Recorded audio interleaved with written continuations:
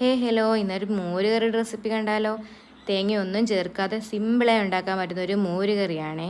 ആദ്യമായി പാൻ എടുത്ത് ചൂടായി അതിലേക്ക് എണ്ണ ഒഴിച്ച് എണ്ണ നന്നായി ചൂടായതിന് ശേഷം മാത്രം കടുക് ഇട്ട് കൊടുക്കുക. കടുക് പെട്ടെന്ന് പൊട്ടി വരുവേ.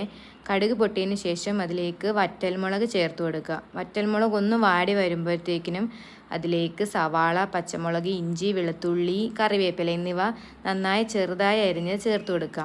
കൊച്ചുള്ളി ചേർക്കുന്നതാണ് നല്ല ടേസ്റ്റ്. പക്ഷേ ഇവിടെ പഞ്ചാബിൽ കൊച്ചുള്ളി കിട്ടാത്തത് കൊണ്ട് മാത്രം ഞാൻ സവാളയാണ് ചേർത്തിരിക്കുന്നത്.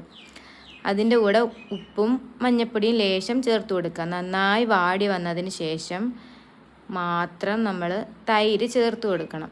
തൈര് ചേർക്കുമ്പോഴത്തേക്കിനും പിന്നെ തിളയ്ക്കാൻ പാടില്ല.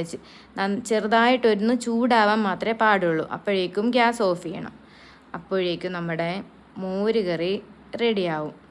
നല്ല ടേസ്റ്റി ആയിട്ടുള്ള മോരുകറിയാണ്.